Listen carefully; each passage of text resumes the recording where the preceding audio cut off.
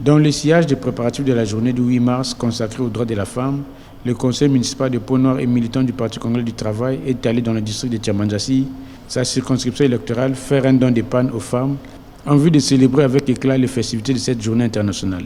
C'est dans l'allégresse que les populations des villages de ce district ont accueilli le 22 février leur élu.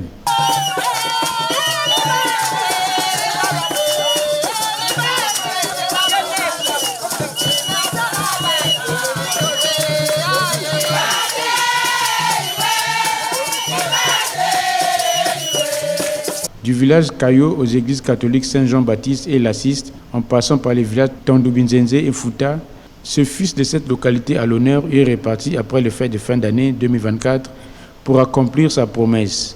Ce, dans le cadre du respect des instructions données par le secrétaire général du parti au pouvoir, qui demande aux élus d'être plus proches des mandants pour consolider le lien. Ce qui m'amène, c'est parce que je suis un élu. Et quand on est élu, il est de mon devoir, c'est le rôle d'un élu, de tout le temps de venir voir sa base, parce qu'on n'attend pas seulement les élections.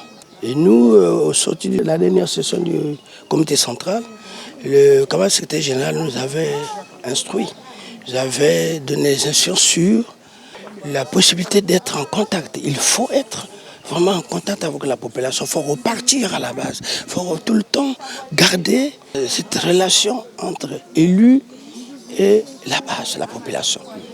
Et au nom du Parti congolais, accompagner le gouvernement. Beaucoup de choses se font au niveau de Brazzaville, mais nos contrées, nos villages, ils ne sont pas au courant, ils ne suivent pas la télé. Ils ne sont pas informés. Et non seulement je suis venu pour une descente, pour venir expliquer, non. C'est pour les rassurer. Et le but d'aujourd'hui, c'est préparer le 8 mars. Après la campagne, nous avons été élus.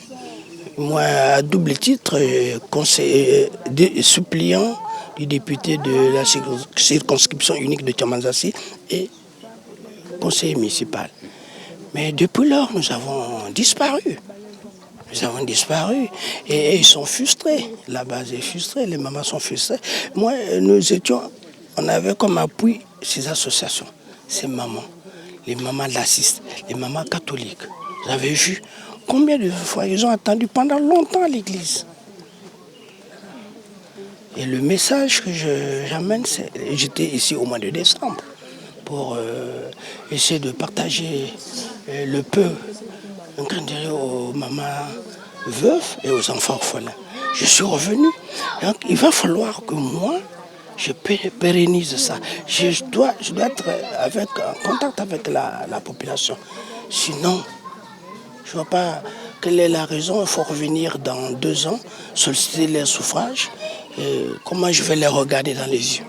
Réceptionnant ce don, ces femmes ont encouragé cet élan de solidarité de Costo Tati, tout en souhaitant qu'ils soient de plus en plus présents au milieu des populations de Tiamanjassi, afin de recueillir leurs doléances pour les transmettre auprès des autorités compétentes. Je suis vraiment très ravie de ce geste, parce que plusieurs années sont écoulées, on n'a jamais vu un tel geste. On ne peut que le remercier. Merci beaucoup pour le geste qu'il a accompli. Ils auront un pain à chacune d'elles. Nous sommes très contents de passer le 8 mars avec notre suppléant. Merci beaucoup, que Dieu continue à faire pour lui donner les moyens, les forces pour qu'il continue vraiment à penser aux femmes de Fouta. Parce qu'il n'y a que pas seulement la journée du 8 mars, il y a beaucoup de choses qu'il faut régler dans ce village de Fouta. Je dis merci au distingué conseiller Joachim Tati qui nous a donné les pagnes du 8 mars. Et vraiment, nous disons merci et nous demandons au bon Dieu de lui bénir pour que prochainement qu'il vienne encore ici pour nous aider. Alors nous disons merci, nous bénissons l'Éternel parce que ce qu'il a fait, ça nous a marqué. Vraiment, ça reste vraiment gravé dans nos cœurs et nous disons toujours merci qu'il continue à faire ce qu'il est en train de faire. On remercie notre conseiller distingué, Costo Tati, Joachim. En tout cas, il est venu nous remettre le pain de la fête de 8 mars de toutes les femmes de Tandoubinsese. En tout cas, je remercie beaucoup. Profitant de l'occasion, les femmes de Tchamadassi ont émis un souhait à leurs conseillers, celui de voir construire un centre d'apprentissage des métiers en vue de la prise en charge des filles mères de cette localité. D'où la visite de Costo Tati, des lieux où serait érigé ce futur centre.